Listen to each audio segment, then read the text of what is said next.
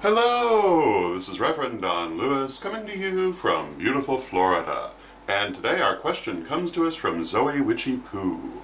And Zoe Witchy Poo asks whether it is uncommon to have a preference for a certain kind of weather.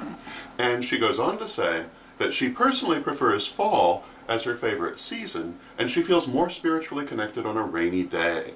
And she asks whether this is unusual, and by extension, whether it has a meaning.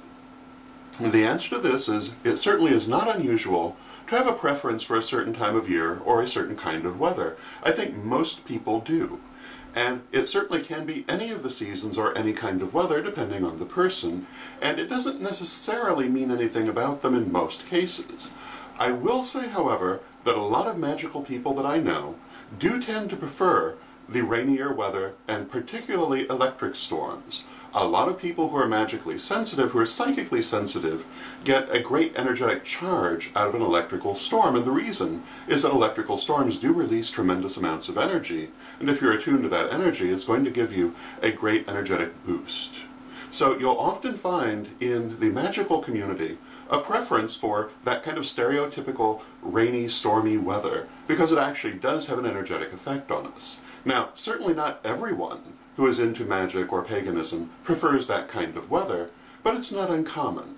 And in fact, I remember a book from my youth, which I believe was written by Marian Weinstein.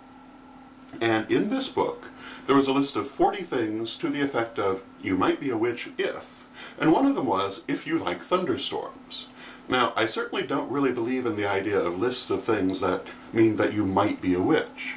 You are a witch if you want to be a witch and you study to become one.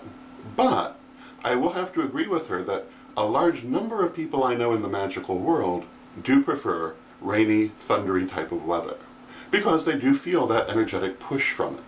So I hope that answers your question, and until next time, may you blessed be. Hello, this is Reverend Don Lewis coming to you from beautiful Florida.